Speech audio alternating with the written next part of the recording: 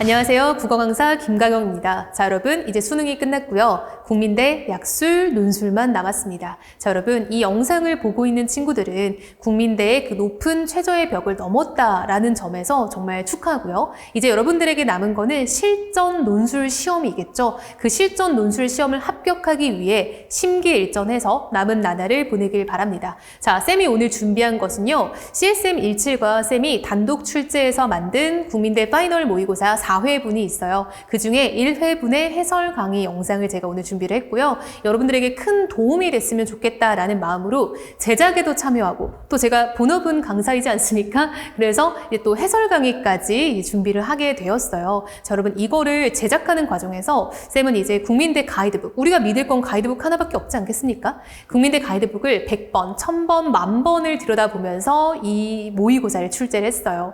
제가 이제 가장 염두에 뒀던 건요. 여러분들이 이 모의고사를 풀면서 이 가이드북에서 보았던 어떤 유형의 동일, 그리고 난이도의 유사함 이런 것들을 느끼면 좋겠다라고 생각을 해서 정말 공들여 만들었어요. 출제부터 검수까지 뭐 하나 어떤 과정에서도 제 손을 거치지 않은 게 없거든요. 특히 검수 과정에서는 검수진을 제가 열심히 선별을 하고 가장 눈여겨봤던 게 가이드북부터 이 실전 1회부터 4회까지 총 5회의 시험을 랜덤으로 섞어서 보게 했거든요. 그래서 검수지는 무엇이 가이드북이고 무엇이 실전 모의고사인지 모르고 봤어요. 제가 이제 관찰하고자 했던 건 뭐냐면 가이드북을 풀 때의 점수와 실전 모의고사 풀 때의 점수가 유사한지 이것을 굉장히 열심히 들여다봤거든요. 그래서 여러분들이 풀 때 이 난이도가 너무 괴리되지 않도록 쌤은 그걸 굉장히 열심히 들여다봤고 그래서 그 검수진의 점수에 따라서 난이도 조정도 다 맞췄거든요. 그래서 여러분들이 이 모의고사를 좀 신뢰하고 볼 수 있도록 쌤도 많은 노력을 했다는 점 좀 보면 좋을 것 같고요. 무엇보다 중요한 건요. 일단 이 모의고사를 통해서 여러분들이 해야 될 것은 가이드북의 유형을 어떤 체험하는 것, 그리고 두 번째는 올해의 EBS가 담겼다는 것, 그리고 쌤이 이제 교과서에서도 좀 좋은 지문들을 선별을 했어요. 그래서 물론 쌤도 이 모의고사에 있는 지문들이 실제 국민대 시험에 나오면 좋겠지만 그거는 하늘의 별 따기예요. 이유는요. 국민대는 교과서까지 범위에 다 들어가 있기 때문에 그 많고 많은 교과서에서 뭐가 나올지는 정말 알 수가 없습니다. 제가 뭐 자신 없어서 하는 소리는 아니고요. 맞을 수도 있어요. 그런 말은 아니고요. 여러분들이 일단 적중을 바라고 모의고사를 풀기보다는요. 연습을 해서 내가 실전에서 어떻게 시험을 운영하겠다의 측면에서 이 모의고사를 활용하면 좋겠다라고 생각을 합니다. 자, 그럼 이제 우리가 해설 영상을 본격적으로 시작을 한번 해볼 건데요. 자, 여러분들도 열심히 시험을 보고 그 다음에 이 해설 강의를 보면서 국민대 출제의 어떤 논리 그리고 답안 작성의 어떤 논리를 공부하면 좋을 것 같습니다. 자, 들어가 볼게요. 자, 일단 여러분 인문계열이라 적혀 있지만 사실 인문계열과 자연계열, 인문계열은 국어 8문제, 자연계열은 2문제인데요. 우리 모의고사에서는 인문계열, 자연계열의 문제의 지문은 동일합니다. 다만 국민대 가이드북에서 자연계열은 한 문제에 소문항이 4개씩 달려 있어요. 그래서 그런 것들을 반영해서 자연계열 시험지에는 한 지문에 문항을 4개 달았다라는 거. 그것도 따로 풀이가 들어갈 거니까 염두에 두고 보면 좋을 것 같아요. 자, 한번 들어가 볼게요. 자, 여러분 일단 문제 1번은요. 우리 국민대 가이드북 또 문법부터 시작을 합니다. 그래서 쌤도요. 문법 문제부터 시작을 했어요. 자, 1번 보면요. 논리적 흐름상 위 A, B, C, D에 각각 들어갈 말을 적는 거고요.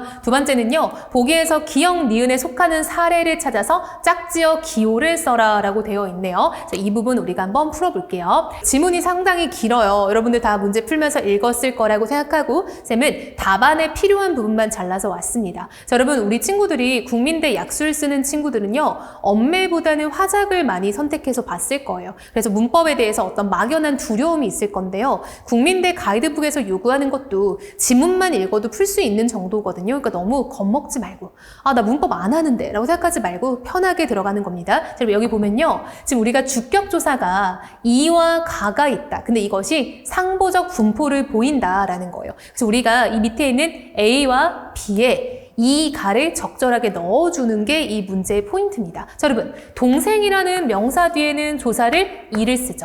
그 다음에 누나라는 명사 뒤에는 조사를 가를 쓰죠. 그래서 이렇게 이와 가를 넣어주면 돼요. 너무 쉽죠? 자, 이어서 CD 한번 볼게요. 자, 여러분 C와 D는요. at과 ot이 있대요. 이것을 또 우리가 C와 D에 맞게 넣는 건데요. 토끼가 깡충깡충, 자, 여러분 띠, 다라고 하죠. 자, 이어서 참새가 뽀르르 뽀르르 날, 다라고 하죠. 이렇게 A, B, C, D를 채우면 되겠네요. 하나도 안 어렵고요. 자, 이제 우리 한번 두 번째 문제 가볼게요. 두 번째는 뭘 찾는 거냐면요. 자, 여기 기역, 니은에 해당하는 걸 찾으라는 거죠. 그쵸? 자, 기역, 니은에 속하는 사례를 찾아 짝을 지어 기호를 쓰시오라고 되어 있죠. 자, 여러분, 기역은요, 의문론적 이형태고요. 니은은 형태론적 이형태예요. 자, 여러분, 기역은 의문론적 이형태입니다. 자, 니은은 형태론적 이형태예요. 자, 지문을 읽으면 친구들이 알 수 있겠지만 쌤이 좀 더 부연 설명을 해보자면요. 의문론적 이형태라는 건요. 말 그대로 의문과 관련이 있는 이형태다라는 거예요. 의문과 관련이 있는. 여러분, 우리가 의문과 관련이 있는 이형태는 뭔가라고 봤더니 의문은 우리가 자음과 모음 같은 것을 말해요. 따라서 자음과 모음에 의해서 이 형태가 나타나는 거 우리가 의문론적 이형태라고 하고요. 형태론적 이형태는 그렇지 않고 나타나는 것들이 형태론적 이형태예요. 그럼 무슨 말이냐? 여러분 여기 보세요. 이, 가, 앗이 어떻게 달라졌나라고 보면요. 우리가 여기 동생, 이, 누나, 가라고 썼었죠. 그게 왜 그런가 봤더니 앞말에 받침이 있으니까 이가 왔고요. 앞말에 받침이 없으니까 가가 온 거예요. 그럼 여러분 받침 자리에 오는 이응은 자음이죠. 앞말이 자음으로 끝나면 이를 쓰네. 두 번째, 누, 나에서 마지막으로 쓰인 건 아죠. 그걸 우리가 모음이라고 합니다. 앞말이 모음으로 끝나면 가를 쓰네. 따라서 자음과 모음에 의해서 나타나는 이 형태, 그걸 우리가 의문론적 이 형태라고 하는 겁니다. 자, 이어서 여러분 여기도 볼게요. 자, 띠, 다, 와, 날, 다가 있었어요. 자, 얘는 왜 나타나나 봤더니 엇과 앗이요. 띠 뒤에서 날 뒤에서 다르게 나타난 거예요. 자, 띠는요. 왜 그런가 봤더니 음성 모음입니다. 띠가 음성 모음이니까 엇도 음성 모음을 쓴 거예요. 두 번째, 날은요. 양성 모음이에요. 얘를 우리가 양성 모음이라고 합니다. 따라서 양성 모음 뒤에 양성 모음이 오니까 여기도 양성 모음인 아가 왔다라는 거예요. 따라서 여러분 보세요. 음성끼리 양성끼리 썼다라고 해서 얘는 모음끼리 조화롭게 쓴다라고 해서 우리가 이거를 모음 조화라고 해요. 우리 친구들이 다 1학년 때 배웠던 건데 기억이 날지 모르겠어요. 따라서 이 형태들도 모음에 의해서 나타난다. 여러분 모음은 뭡니까? 의문이라고 했죠. 따라서 우리가 ABC에서 봤던 모든 것은 다 의문론적 이 형태인 거예요. 그럼 우리가 의문론적 이 형태를 일단 찾아봐야 된다라는 거죠. 자, 그게 뭐가 있나 봤더니 자, 여기 보세요. 지은아, 이 책을 들어봐 라는 말이 있고요. 수호야, 물 좀 마실래? 라는 말이 있죠. 그럼 여러분 보세요. 여기 지은아의 아와 수호와의 야를 봤더니 앞말에 받침이 있을 때 아가 쓰이죠. 앞말에 받침이 없으니까 야가 쓰이죠. 아, 얘네는 앞말에 받침이 있냐 없냐, 즉 앞말이 자음으로 끝나고 모음으로 끝나냐에 따라서 선택이 된다라는 거죠. 그래서 이게 바로 의문론적 이 형태의 세트예요. 그럼 얘는 가와 말을 짝지어서 쓰면 된다라는 겁니다. 이해됐나요? 자, 두 번째. 그럼 여러분 이번에는요. 형태론적 이 형태예요. 그럼 형태론적 이 형태는 뭘까? 얘는 의문과 무관하게 나타나는 이 형태를 말하는 거예요. 자, 봤더니요. 여러분 여기요. 먹고 싶은 만큼 먹어라 라고 여기에 명령형 어미가 쓰였어요. 자, 근데 보니까 여기죠. 네가 뭘 하고 싶든 마음대로 하여라 라고 여기도 명령형이 쓰였죠. 근데 어떻게 다르나 봤더니 앞에는 어라를 썼는데요. 뒤에는 여라를 쓰고 있어요. 얘는 왜 나타나는 거예요? 이거는 하다 뒤에서는 그냥 여가 나타나는 특징, 즉 여불규칙 활용이라고 하거든요. 그래서 얘는 형태 때문에 나타나는 거예요. 하라는 형태 뒤에서 나타나는 이 형태다. 따라서 우리가 여기는 정답을 나와 봐 라고 적으면 된다라는 겁니다. 어렵죠?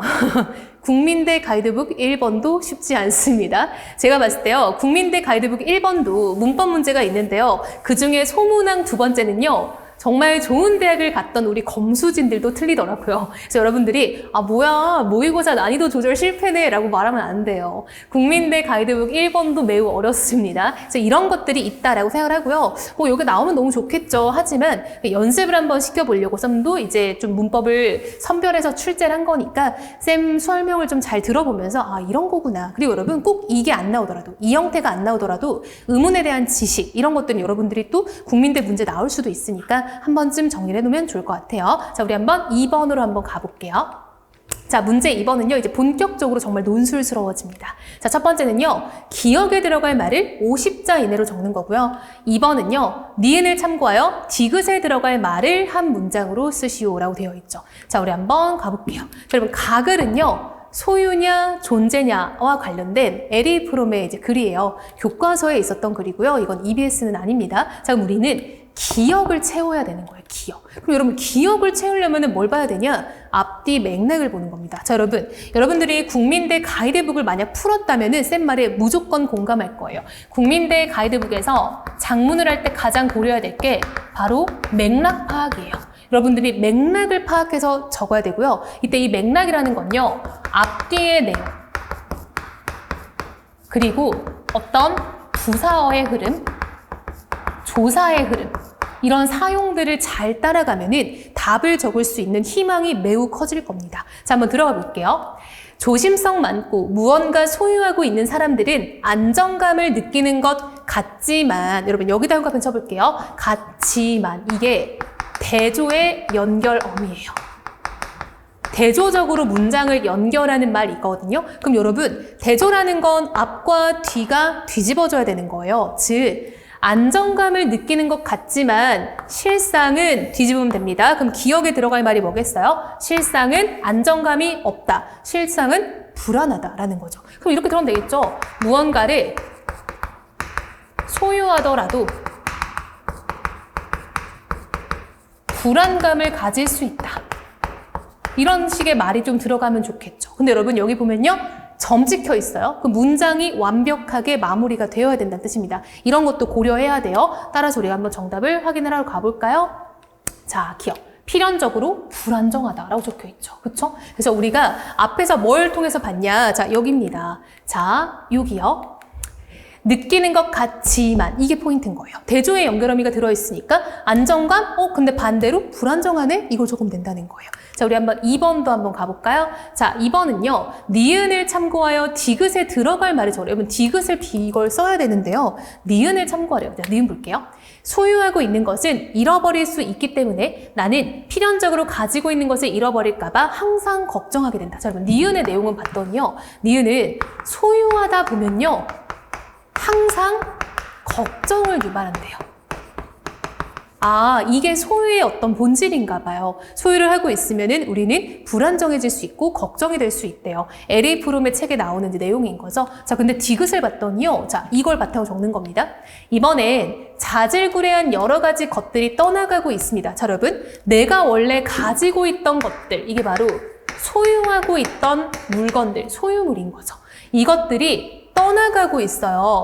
오히려 소유를 상실하고 있어요. 그럼 여러분, 우리는 소유하고 있으면은 항상 걱정이 되고, 그러면 소유한 걸 잃어버릴까 봐 걱정한다는 말이 나와야 되는데, 여기서 뭐가 나왔냐면요. 그런데 라는 역접의 부사어가 걸렸어요. 역접의 부사어. 나는 소유를 하면 항상 걱정을 하고 그것을 잃어버릴까 봐 불안정해야 되는데, 그런데 뒤집으면 됩니다. 나는 그것들이 떠나가도 하나도 걱정이 안 돼요. 하나도 불안하지 않아요. 오히려 행복해요. 이런 류의 말이 들어가면 되겠죠. 얘는 이제 이강복의 결혼이라는 작품이고요. 이것도 교과서에 있는 유명한 작품이죠. 쌤이 이 지문을 골랐던 이유는 1호 교육과정에서 많은 교과서에서 출제를 하고 있었던 지문이기 때문에 한 번쯤은 여러분들 짚어보면 좋겠다라고 생각을 했었습니다. 자, 정답 확인하면요. 난 자꾸만 행복해집니다라고 되어 있죠. 여러분 꼭 행복해진다는 말을 꼭 써야 된다는 게 아니라요. 유사한 것을 쓰면은 정답으로 인정이 됩니다. 이거는 이제 국민대 가이드북에서도 굉장히 폭넓게 답안을 이렇게 인정을 하고 있기 때문에 쌤도 그런 부분을 고려해서 여러분들도 쌤이 말하는 맥락처럼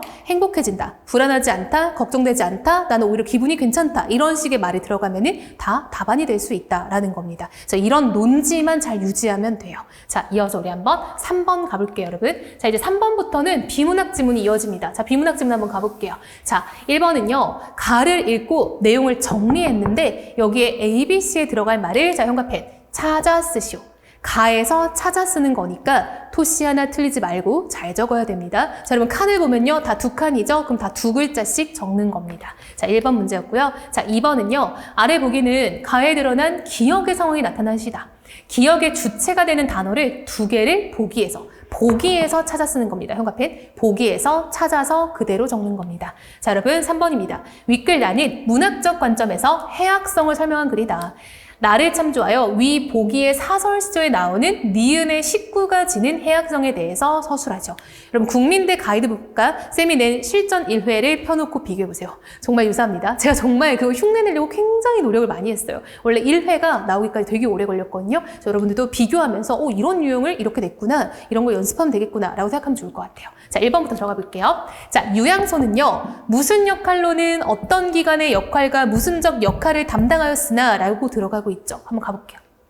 자, 조선 초 지방에는 자치기구인 유양소가 있었는데 이 기구는 전직 품감들이 중심이 되어 주로 지방의 행정실무를 담당했던 향리를 감찰하는 역할을 하였다. 조선 초 중앙정부의 손길이 잘 미치지 못하는 곳에서는 향리가 백성을 수탈하는 경우가 잦았는데 유양소는 향리가 백성을 수탈하지 못하게 하고 수령을 올바로 보좌할 수 있게 견제하는 역할을 한 것이다. 또한 유양소는 수령에게 조언하는 자문기관의 역할을 했고 관아에 소속된 사람들이 법을 어기는 일을 규찰하고 바로잡을 뿐 아니라 풍속을 바로잡는 교육적인 역할을 하기도 하였다.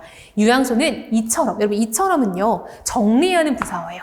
이처럼 긍정적인 역할을 하기도 하였으나, 자 여러분, 뭐뭐 하였으나는 대조의 연결어미입니다. 그럼 뒤집히는 거죠. 앞에가 긍정적 역할이었다면 밑에는 뭐겠어요? 부정적 역할이 이어지는 겁니다. 보이죠? 자, 보기 한번 볼게요. 유양소는 어떤 역할로는 무슨 기관, 무슨적 역할을 담당하였으나, 보이죠? 선생님이 역접 걸어놨어요. 자, 역접이 걸렸고요. 지방관리들과 결탁하여 부패를 저지르거나 백성을 수탈하기도 하였다. 부정적인 역할인 거죠? 그러면 앞에는 뭐가 들어가야 돼요? 부정, 역접, 긍정 들어가겠죠. 따라서 여기가 긍정적 역할을 넣으면 되는 겁니다. 그럼 긍정적 역할 중에 무슨 기관과 무슨 역할을 했는지 두 가지를 찾으면 되겠죠. 그럼 여러분 긍정 파트는 여기입니다. 그럼 긍정적 역할을 한 것 중에 어떤 기관의 역할을 하는지 또 무슨 역할을 하는지 우리가 한번 잡아볼게요. 자, 보면 여러분 어떤 기관의 역할을 했냐라고 보면요. 자, 여기 있죠? 자문기관의 역할을 했다. 여기 있네요. 자, 자문기관 그리고 무슨 역할? 여기 있죠. 교육적인 역할을 했다. 라고 해서 우리가 긍정적 역할에는 자문기관, 교육적 역할 이렇게 들어가면 됩니다. 자, 어떻게 잡았어요, 쌤이? 자, 일단 보기의 요약이요. 역접을 가지고 긍정과 부정으로 나뉜다는 거. 그게 지문에서도 부정, 역접, 긍정으로 들어간다는 거. 그래서 여러분들이 큰 틀에서 이 부분을 긍정적 역할로 잡아줘야 되고 그 아래에 하위 역할들을 넣어줘야 된다는 거죠. 자문기관과 교육적 역할 이렇게 넣어줘야 됩니다. 그래서 여러분들이 이런 어떤 부사어나 연결어미 같은 흐름을 잘 보는 거 이게 굉장히 중요하다는 거죠. 추가해볼까요? 부사어, 조사, 연결어미. 이런 것들의 흐름을 잡아서 들어가면은 답안을 작성할 때 훨씬 좋게, 여러분들 훨씬 쉽게 접근할 수 있다라는 겁니다. 자, 여러분 1번 해결됐고요. 자, 2번 볼게요. 이번에는 기억의 상황이 나타난 것을 보기에서 주체를 찾으래요. 자, 기억이 뭔가 봤더니 수령 또는 향리들과 결탁하여 부패를 저지르고 백성을 수탈하기도 하였다. 여러분 이런 거 우리가 가렴주구라고 해요. 이렇게 나쁜 관리들이 백성을 수탈하여서 괴롭히는 걸 가렴주구의 상황이라고 하거든요. 그게 드러나 있는 시, 여러분 솔직한 말로 한국에서 3년 동안 고등학교를 다녔는데 이 시조를 처음 봤다. 이건 간첩도 아니에요. 이건 북한에서도 가르칠 수 있습니다. 그쵸, 여러분? 따라서 이 시조 정도는 여러분들이 봤을 거라 저는 기대합니다. 자, 그랬을 때 여러분, 과연 이런 백성 수탈의 주체, 부패의 주체를 이 시에서 찾으라는 거야. 그럼 여러분, 수탈과 부패의 주체를 찾으라는 거니까 그 대상은 긍정적 대상입니까? 부정적 대상입니까? 그렇지. 얘는 부정적 대상이죠. 그럼 여러분들이 솔직한 말로 눈치껏 이 시에서 부정적인 인물만 좀 찾아봐도 된다는 거예요. 그렇죠? 부정적 인물. 보니까요. 두터비가 파리를 물고 두엄 위에 치달아 앉아 건넌 산을 바라보니 백성골이 떠있거늘 가슴이 끔찍하여 풀떡 뛰어내렸다가 두엄 아래 자빠지겠고 모처라 날랜 내시망정 애얼질 뻔하기라 라고 되어 있죠. 자, 여러분 보세요. 두터비라는 존재가요. 파리를 물고 언덕 위에 앉아 있었던 거예요. 그럼 여러분 파리는요. 두터비에게 먹혀있는 존재예요. 그럼 그 먹혀있는 존재인 파리가 수탈과 부패의 주체가 되기엔 너무 약해 보이지 않습니까? 그쵸? 그럼 여러분 약자는 파리. 그럼 그거에 비해 두터비는 이 약자를 괴롭히는 존재. 아, 그럼 두터비는 나쁜 대상으로 하나 잡으면 되겠네요. 여러분, 눈치껏 잘 보세요. 두터비 하나가 잡혔어요. 그리고 두 번째 대상은 파리. 파리는 딱 봐도 약해요. 그럼 남은 거 뭐밖에 없어요? 솔직한 말로 백송골밖에 없어요. 그쵸? 그럼 여기에요. 백송골. 자, 그럼 백송골은 뭐냐? 두터비가 바라보니까 자기보다 더 짱센 백송골이 있는 거예요. 그래서 이 존재도 나쁜 존재입니다. 물론 이런 논리도 펼칠 수 있죠. 쌤, 파리를 괴롭히는 두터비를 괴롭히는 애는 오히려 약간 뭐 적의 적이니까 아군 아니에요? 라고 생각할 수도 있는데 아니에요, 여러분. 우리가 보통 이걸 해석을 할 때요. 두터비는 이제 약간 좀 이런 약자, 백성을 괴롭히는 지방관리.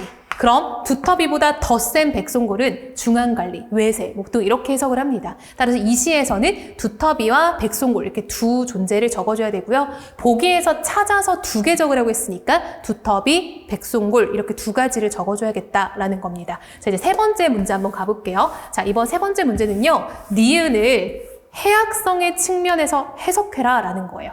니은을 해악성. 여러분, 해악성은 뭐냐면요. 익살스러우면서 풍자적인 말이나 짓을 가리키는 용어다. 따라서 여러분, 우리가 해악이라는 거는 유머, 즉 웃음을 유발하는 성질입니다. 이러한 해악성을 바탕으로 니은을 해석하래요. 이 니은이 왜 웃기냐라는 거죠. 자, 여러분, 시를 한번 보세요. 두터비가 파리를 괴롭히다가 자기보다 더 센 존재가 나타나니까 깜짝 놀라서 자빠진 거예요. 그쵸? 그럼 얼마나 우스워요, 솔직한 말로. 그쵸? 쪽팔리겠죠. 근데 그러면서 두터비가 뭐라고 하냐면 이게 두터비의 말이에요, 여러분. 아, 못 쳐라. 날랜 나였으니 망정이지 멍들 뻔했네? 라고 얘기하는 거예요. 여러분 봐봐. 어떤 사람이 지나가다가요. 얘가 좀 나쁜 애예요. 평소에 나쁜 애인데 걷다가 넘어졌어. 넘어졌는데 아씨, 나 정도니까 이 정도지 하고 일어나면 솔직히 웃기잖아요. 그쵸? 즉, 마지막 부분은요. 두터비가 허세를 부리는 부분에서 웃음을 유발한다라는 거죠. 본인보다 더 센 존재를 보고 쫄아서 넘어져 놓고 나였으니까 이 정도지라고 허장성세, 허세, 그쵸 여러분? 허장성세라고 합니다. 허세를 부리는, 혹은 여러분 꼭 이렇게 안 적어도 돼요. 본인이 넘어져 놓고 오히려 그것을 자기 정도니까 이렇게 뭐 이만했다 이런 식으로 풀어서 써도 됩니다. 그쵸? 그래서 이런 허세를 부리는 모습에서 이게 웃음이 유발된다라고 적으면 좋겠죠. 그래서 이렇게 우리가 3번을 해결을 했습니다. 자, 이어서 우리 한번 4번 한번 가볼게요. 자, 4번은 자, 이제 다시 비문학 지문으로 넘어왔는데요. 첫 번째, 기역을 참고하여 일탈에 상응하는 용어를 나에서 찾아라. 두 번째는 니은에 들어갈 말을 한 문장으로 써라. 자, 3번은요, 디귿. 헤테로토피아의 설명에 대응하는 머튼의 아노미 적응 방식을 가에서 찾아 쓰시오 라고 되어 있죠. 자, 우리 한 문제씩 한번 해결해 볼게요. 자, 첫 번째, 기역을 참고하여 일탈에 상응하는 용어를 나에서 찾아야겠다. 그럼 여러분, 기역은 여기입니다. 개인의 삶의 가치와 목표를 상실하게 하여 일탈의 원인이 된다고 하였다라는 거예요. 자, 여러분. 즉 무슨 말이냐면요. 이때 일탈은요. 개인의 삶의 가치와 목표를 상실해서 일탈의 원인이 되는 것을 우리가 찾아야 된다라는 겁니다. 자, 이 기역을 참고해서 자, 여러분 우리가 찾아야 될 건 뭐냐면요. 즉 가에 나와 있는 일탈이라는 게 나에서는 어떻게 드러나 있냐를 찾는 거예요. 즉 나에 드러나 있는 일탈의 양상을 찾는 겁니다. 즉 일탈의 모습을 찾는 거예요. 일탈의 양상, 일탈의 모습을 찾는 거예요. 근데 그거는 어떻게 드러나냐면 개인의 삶의 가치와 목표가 상실됐기에 그렇대요. 그럼 여러분 우리가 나에서 그 일탈을 찾을 때요. 개인의 삶의 가치와 목표가 상실돼서 나타난 어떤 행위를 찾으면 되는 거예요. 자, 여러분 나는요. 광장이라는 소설이고요. 이 작품은 이제 교과서에 있는 작품을 쌤이 넣었습니다. 자, 볼게요. 사람이 이루어 놓은 것에 눈을 돌리지 않고 이루어야 할 것에만 눈을 돌리면 그 자리에서 그는 삶의 힘을 잃는다. 여러분, 삶의 힘을 잃는다? 여기서부터 약간 좀 삶이 무너지고 있다라는 게 느껴지죠. 사람이 풀어야 할 일을 한눈에 보여주는 것, 그것이 죽음이다. 은혜의 죽음을 당했을 때 이명준 배에서는 마지막 돛대가 부러진 셈이다. 이제 이루어 놓은 것에 눈을 돌리면서 살 수 있는 힘이 남아있지 않다. 자, 여러분, 얘는요. 살아갈 힘이 남아있지 않대요. 팔자 소간으로 빨리 늙는 사람도 있는 법이었다. 사람마다 다르게 마련된 몸의 길, 마음의 길, 무리의 길, 대일 언덕 없는 난파꾼은 항구를 잊어버리기로 하고 물결 따라 나선다. 환상의 술에 취해보지 못한 섬에 닿기를 바라며 그리고 그 섬에서 환상 없는 삶을 살기 위해서 무서운 것을 너무 빨리 본 탓으로 지쳐 빠진 몸이 자연의 수명을 다하기를 기다리면서 쉬기 위해서 그렇게 해서 결정한 게 중립국행이었대요. 여러분, 위에서 막 죽음도 나오고 막 나오지만 여러분들이 좀 주목해야 될 건 뭐냐면요. 그래서 나에서 이명준이 선택한 일탈이 뭐냐를 찾는 거예요. 그래서 이 인물이 선택한 일탈이라는 건 과연 뭐냐 그걸 찾는 거고요. 그 일탈은 삶의 가치와 목표가 상실됐기 때문에 나타나는 거예요. 그럼 여기 보세요. 여기서 삶의 힘을 잃었고 살아갈 수 있는 힘을 잃었다. 이런 게 보통 삶의 가치와 목표의 상실이죠. 그 결과 이 사람이 선택한 게 뭐예요? 그쵸? 뭡니까? 중립국행이죠. 요거죠. 얘는 그래서 중립국행을 골랐다라는 거예요. 그럼 이 결과 선택한 것은 중립국행이라는 거죠. 간혹 쌤이 이제 검수진하고 쌤 조교들한테 이 문제를 풀어보게 했을 때 죽음을 적는 사람들이 꽤 있었어요. 여러분, 이명준이 죽음을 택한 게 아니죠. 쌤이 말하는 건 이겁니다. 가에서 일탈에 상응하는 현상을 찾으라는 건데 이명준이 선택한 건 중립국행인 거지 죽음은 아니었단 거죠. 따라서 정답은 중립국행이 들어가는 게 맞다라고 봅니다. 그래서 여러분들이 여기서는 정답을 중립국행이라고 풀면 좋을 것 같아요. 그럼 약간 좀 문제 푸는 논리를 좀 파악을 하고 있을지 궁금해요. 이런 것들을 좀 잘 따라가야 되고 요구하는 게 뭔지를 잘 짚어야 됩니다. 지금 문제에서 요구하는 거는 일탈에 상응하는 걸 찾는 거니까 그 부분을 찾는 거고 그랬을 때 주인공이 선택한 게 뭐냐 이게 중요했다는 거죠. 자, 두 번째, 니은에 들어갈 말을 한 문장으로 쓰시오라고 되어 있죠. 여러분, 니은은 바로 이 부분이네요. 자, 한번 가볼게요. 장소에 관한 철학을 대표하는 현대 철학자 미셸 푸코는 진짜 유명한 사람이죠. 유토피아의 개념과 대별되는 개념으로 헤테로토피아를 제시하였다. 그는 우리는 순백의 중립적인 공간 안에서 살지 않는다라고 하였는데 여기서 순백의 중립적인 공간은 유토피아를 가리킨다. 푸코에게 유토피아란 니은이다 라고 되어 있죠. 니은. 자, 반면 헤테로토피아는 현실에 실제하지만 우리가 사는 현실과는 이질적인 공간이다. 여러분 잘 보세요. 여기도 지금 부사어만 깔려있는 거 보이죠? 자, 여러분 여기 푸코에게 유토피아란 그럼 우리는 니은을 찾아야 되는데 그 니은은요. 유토피아란 무엇이다. 이걸 채워야 되는 거예요. 자, 그리고 이어지는 말이 뭐냐면요. 반면이에요. 반면. 자, 여러분 반면이라는 말은 역접의 부사어니까 뒤집는 말입니다. 자, 반면하고 나오는 게 헤테로토피아예요. 즉, 이 헤테로토피아와 유토피아가 대조되는 개념이다라는 거 우리가 알 수 있다라는 거예요. 그랬을 때 헤테로토피아는 현실에 실제하지만 우리가 사는 현실과는 이질적인 공간이다라고 되어 있죠. 그럼 여러분 봐봐. 얘가 반면이니까 이거를 뒤집어서 넣어주면 되잖아요. 얼마나 쉬워요. 그러면 현실에 실제하지 않는다. 현실에 존재하지 않지만 이렇게 정리했죠. 자, 그리고 뒤에서 뭐라고 합니까? 이질적인 공간이라고 했죠. 그럼 얘는 뭐겠어? 균질적인, 동질적인 공간이다. 이런 말을 넣어주면 되겠죠. 자, 여러분 그래서 들어가는 말이 뭔지 한번 우리 답을 보러 갈까요? 그쵸. 현실에 실제하지 않으며 균질적인 공간이다 라고 되어 있죠. 그러니까요. 얼마나 쉬워요? 여러분 멀리 갈 것도 없어. 이게 쌤이 검수진한테 풀게 했더니 되게 멀리 가서 답을 찾아온 거야. 물론 그것도 맞아요. 그래서 여러분 보면요. 그래서 이 밑에 쌤이 복수 정답을 인정을 해놨어요. 여기 보세요. 자, 현실에서 실제적인 장소를 점유하지 않고 있는 비현실적이며 균질적인 공간이다. 이것도 있고요. 밑에 보면요. 현실에는 존재하지 않으며 기존 질서에 입각하여 배치된 공간이다. 이것도 답안이 되는데요. 이유는요. 그게 정보는 멀리 떨어져 있지만 그것도 유토피아에 대한 설명이 맞아요. 그래서 그것도 맞다라고 인정을 해줬지만 사실 여러분들이 좀 답안을 국민대식으로 사고하려면 이렇게 부사어를 잡아서 아래 내용을 뒤집는 거 이렇게 가면 돼요. 왜냐? 쌤이 가이드북을 100번, 1000번, 10,000번 봤잖아요. 가이드북에서 다 이런 식으로 답안을 제시를 합니다. 그래서 여러분들이 이러한 사고에 강해져야 돼요. 부사어를 따라서 내가 답안을 좀 도출하는 거 이런 게 필요하다라는 겁니다. 자, 3번 볼게요. 헤테로토피아의 설명에 대응하는 머튼의 아노비 적응 방식을 가에서 찾아 쓰시오라고 되어 있죠. 자, 여러분 한번 볼게요. 자, 기존 질서를 전복하는 방식으로 배치된 공간, 기존 질서와 대립적인 관계를 맺고 현실 어딘가에 있는 곳이 바로 헤테로토피아다라고 되어 있죠. 여러분 보세요. 헤테로토피아는 뭔가 봤더니 기존 질서를 전복하는 공간이래요. 그리고 기존 질서와 대립적 관계를 맺고 있다라고 되어 있죠. 그곳이 헤테로토피아다라고 되어 있어요. 그러한 방식을 머튼의 아노미 적응 방식, 여기죠? 가에서 동조, 혁신, 의례주의, 도피, 반역 이렇게 5가지 중에 하나를 골라 쓰라는 거예요. 그럼 그 중에 과연 뭘까라고 봤더니 5번 반역입니다. 반역은 문화적 목표와 제도적 수단 모두를 거부하고 나아가 새로운 목표와 수단을 찾고자 하는 경우. 자, 여러분 지금 헤테로토피아는요 기존 질서를 다 전복하고 대립적으로 간다라고 했죠. 그래서 이러한 헤테로토피아는 현실에 대한 감흥과 반감의 상상력에 의해서 끊임없이 재구성되는 장소라고 되어 있잖아요. 따라서 이러한 정보가 지금 상응하는 건요, 바로 마지막 반역입니다. 왜요? 모든 것을 거부하고 새로운 목표로 수단을 찾는 것. 우리가 헤테로토피아는 기존 질서를 전복하고 끊임없이 재구성하는 것. 이렇게 찾으면 되겠죠. 따라서 우리가 정답은 마지막 반역이라고 고르면 될 것 같아요. 그것도 쉽지 않다라고 느꼈던 것 같아요. 근데 논리를 잘 보면 좋을 것 같아요. 논리를.